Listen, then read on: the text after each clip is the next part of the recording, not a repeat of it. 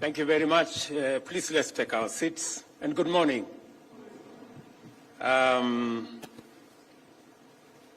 When I was informed about this very important occasion, and that it was about young people, I did not hesitate, because I am aware of the power of the young people of our republic.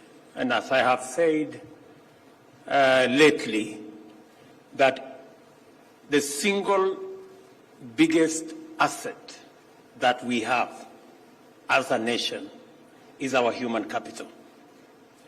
That human capital is 75% young, and therefore the single biggest resource is our human capital represented by our young people. And that is why I am very happy this morning to join you in witnessing another milestone in digital transformation journey of the banking and financial sector. This occasion is indeed unique because what is being launched goes beyond the regular offerings of our local fintech. Fingo Africa application aims to become Africa's first youth-centered and purely digital bank. Ecobank, a large banking institution with Pan-African footprints, has set out to leverage digital fintech and diversify its product offering, and thus attract a young generation of digital clientele. I want to tell my good friend Jeremy and the Ecobank team very big congratulations for believing in our young people. To satisfy this emerging cohort of Generation Z and post-millennial clients, institutions have to get capacity to adapt effectively and efficiently at all levels and across enterprises. This calls for boldness and resolve to embrace pioneering technologies and transformative innovations. This is why I consider this exciting collaboration between Ecobank and Fingo Africa to be a big deal. It brings together the most potent ideas in today's dynamic entrepreneurial universe: the youth, ICT, innovation, and fintech. That is one hell of a powerful collabo. And I want to congratulate Kiru, James, Ian, Gitari. Please stand up so that we can appreciate you.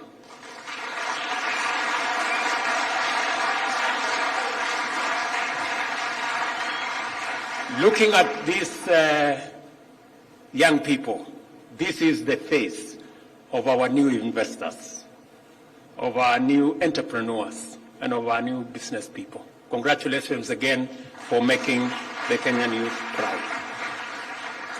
Tafadhali ketini. As you know, the government of Kenya is undertaking its youth-oriented employment creation commitments as well as ambitious digital economic agenda. Our entire bottom-up agenda for economic transformation is aimed at creating tens of millions of new jobs to absorb many young, skilled Kenyans who graduate from our tertiary institutions every year, and to radically enhance the productivity of our labor. We see these twin undertakings to comprise the most fundamental interventions necessary to stimulate sustained economic growth, increase incomes and wealth, and reduce inequality. I say this firmly because, as I told you earlier, it is our human capital. It is the young people of our nation.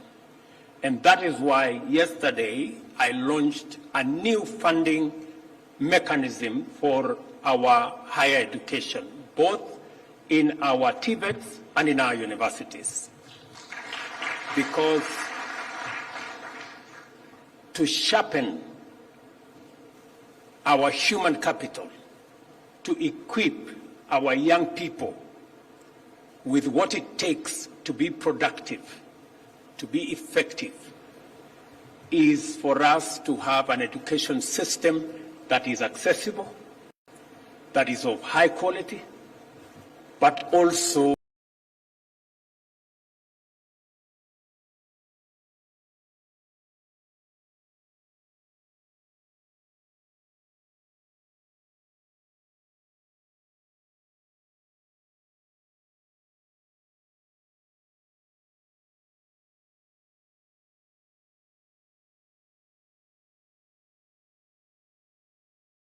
that is relevant.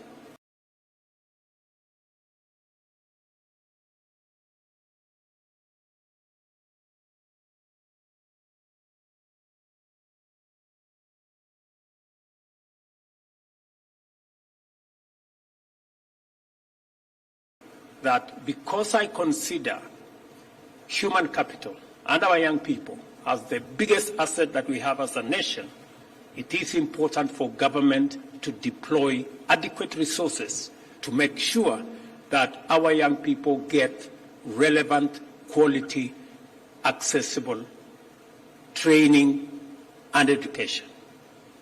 And that is the purpose of the program and the new funding model that I launched yesterday, that is going to not only increase the amount of money available for the training and teaching and education of our young people, but it is going to be predictable and it is going to be timely. Let me thank this collaboration between Ecobank and Fingo Africa. The job creation mandate that we have falls upon every pillar of our transformation agenda, with special focus on the digital superhighway and creative economy, the MSME transformation, agriculture and agro-industrial value chains, and the affordable housing program. We have an ambitious program, the digital superhighway and creative economy agenda, aimed at developing 100,000 kilometers of fiber optic infrastructure to connect learning institutions, government institutions, health facilities, even up to every ward in the Republic of Kenya. This initiative will facilitate the creation of 25,000 free public hotspots, 1,450 digital innovation hubs, and the connection of over 40,000 learning institutions across the country. We are rolling out this digital infrastructure because, as was said ably by my good brother there, technology is going to leapfrog our continent into the future. And to be able to make it possible for millions of young people to use technology, it is necessary for us to provide the infrastructure, the digital infrastructure, access to the internet that will make it easy and possible for millions of young people to access opportunity, to do business. It is very important for Kiru and his team that there is a robust infrastructure of digital infrastructure across the country for his business to make sense. And that is why we are deploying this one pillar of the bottom-up economic transformation agenda as a digital superhighway. I have seen the ministry is running with it. The whole of government is focused on it. And as you are all aware, we did undertake that we are going to move government to the digital space. 6 months ago, we had only 320 government services available in the digital space. Today, we have 3,000, and I am committed that by next month, I am informed by both the Ministry of ICT and the Ministry of Interior that we will have 5,000 services by 30th of May, and by the end of this year, all government services will be available online.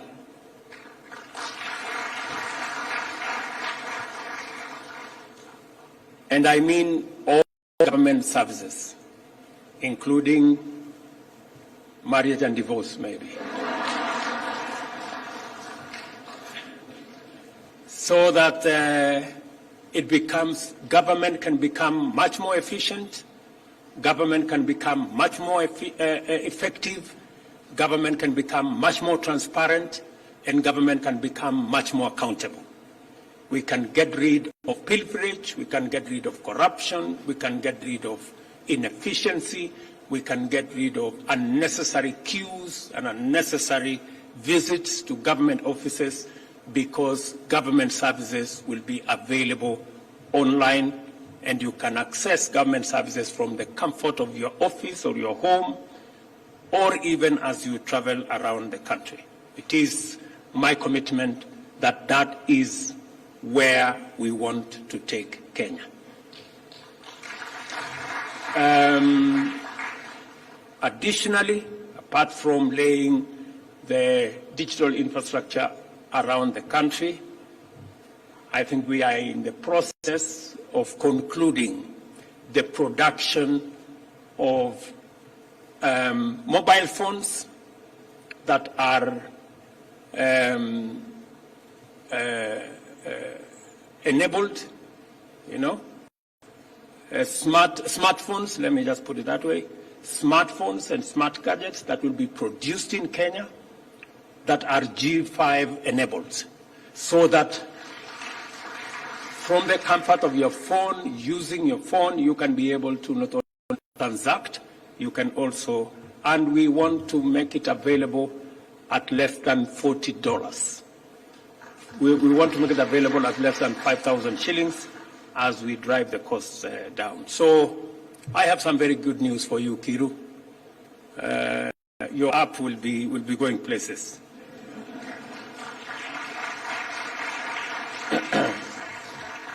I am very happy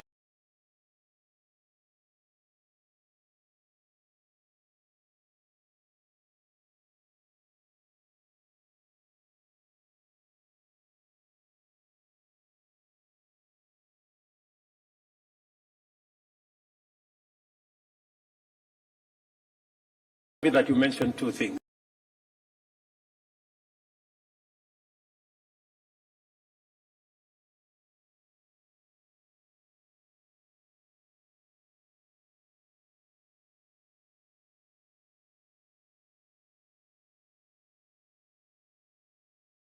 Both national and county governments, currently 3,000 services are available on the e-Citizen platform, and by June 30th, we plan to onboard 5,000 services. We are also working on our government ICT core systems to ensure a fully digital government. The digital transformation agenda is a robust institutional framework which consists of well-developed policies and legislation. We have the National ICT Policy, the Kenya Startup Act, Data Protection Act, Digital Economy Blueprint, and the Computer Misuse and Cybercrimes Act. They all define the broad direction of Kenya's ambition to consolidate its position as a globally competitive ICT innovation and digital enterprise hub. Our policy framework duly recognizes technology as a primary driver of structural change of our global economy, and specifically provides for the facilitation and regulation of financial technology to promote transactional efficiency, enhance security, and protect private data. In addition to this, the Konza Technopolis, an ongoing Vision 2030 flagship project, is going to be a world-class smart city powered by a thriving ICT ecosystem, taking advantage of superior infrastructure and business-friendly governance. Nearly $1 billion have been committed to the project. As a result, significant infrastructure milestones have been attained on the way to delivering a dedicated ecosystem for the incubation of startups, digital and technological innovations, and a global hub for major corporate investments in ICT, life science, and engineering. I will be launching, by the way, in the Konza Technopolis, our first ever Kenya Open University. I hope we will partner with our good friends so that we can make training of software engineers a first course in our Kenya Open University, so that we can build the body and numbers in our engineering space that will facilitate the uptake of technology, provide the ecosystem for us to leapfrog our young people into opportunities, into jobs, and into other spaces that will improve their lot. I heard Kiru speak about people to leave if you have to get opportunity. Kiru, the good news here is that working with the Ministry of ICT, the whole of government has been mobilized.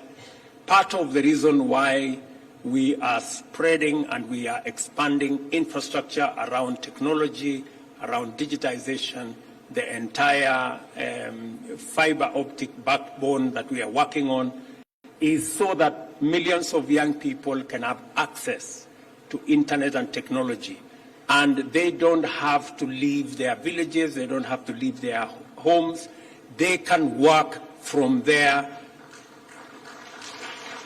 and get and access opportunities anywhere in the world. The digital job ecosystem is huge, and you don't have to travel, you don't have to leave. You can access those opportunities and jobs from the comfort of your village. We are determined to prove that M-Pesa was not a flash in a pan. In a few short years, the world will become familiar with Kenya and its Silicon Savannah as a digitally advanced, industrially competitive global hub of transformative innovations. It is therefore highly encouraging to observe the emergence of a disruptive new entrant into Kenya's busy fintech space. ICTs, especially fintech, have become embedded in Kenyan transactional culture.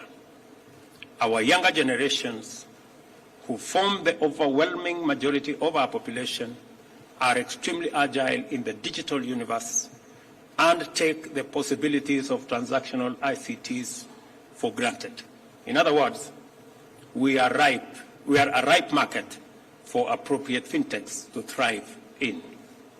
Although we are here to launch a digital banking application, this is also a story about our collective determination to define the future we wish to live in. The youth, the digital economy, and innovation are all terms that speak to the abundant possibilities that lie in the future and the urgent imperative to begin our quest now. And without a doubt, Fingo Africa has come to the right space, to the right place, and at the right time. I join other well-wishers in congratulating the founders of Fingo Africa on your fine accomplishment. I also welcome your entry into the Kenyan fintech market and wish you great success in exceeding the expectations of millions of young people who will be your customers. And really wish you, Kiru, and your team, Ian here, and Gitari and James, and your other collaborators, my very best as you show the direction to millions of our young people and provide the possibilities that exist in our nation by pointing the young people of our nation in the right direction. You do not have to be old, you do not have to be white, you do not have to have gray hair, you do not have to have a port, you just need to have a working, functioning mind to be able to get the possibilities of our time. Congratulations to all of you. I have come here deliberately to stand with these young people so that fellow young people in the Republic of Kenya can appreciate the possibilities that exist and can look beyond the challenges that we have and look at the possibilities that exist in our country, in our continent, and globally. Congratulations again as I declare Fingo Africa officially launched. And I am told it should be Fingo Africa powered by Ecobank. So let me say one more thing, and speaking to the Pan-African nature of this collaboration between Fingo and Ecobank, that Kenya will be championing, because we already are, the consolidation of the African market within the framework of the Africa Continental Free Trade Area, because in that consolidation of that market exists great opportunity for our continent. And as we do that, we must also build the ecosystem that is going to support the coming together of the African people, of the African market, so that we can begin the journey to contribute our share in African trade, in Africa entrepreneurship, and also making it possible for the millions of young people in this continent. We are the youngest continent. We are the continent of the future. As was said here, ably, by 2050, a quarter of the world's population will be living in this continent. And we need to work towards ensuring that the youngest continent with the most creative, innovative labor force provides opportunities for the future. And I have told the Ministry of Finance that Kenya will lead the way in supporting enterprises, medium and small entrepreneurs. Ensure that we also support the possibility and the current drive towards having a Pan-African payment system, so that we can be able to trade, we can be able to transact in the African continent irrespective of the currencies of every country. It should be possible for us to do this, to sell, trade with African countries without minding whether this is their currency or that is their currency. That is the possibility that the Pan-African payment system gives us, and Kenya will champion so that we can eliminate the roadblocks and the hurdles that our business people and our entrepreneurs undergo when they try to trade across boundaries. And the Ministry of Waziri, you know my take, and you know what you have to do with all the other stakeholders. So again, congratulations to all of you. I wish you the very best, and I look forward to working with the young people of our nation, especially in this technology and fintech and digital space. Asanteni sana.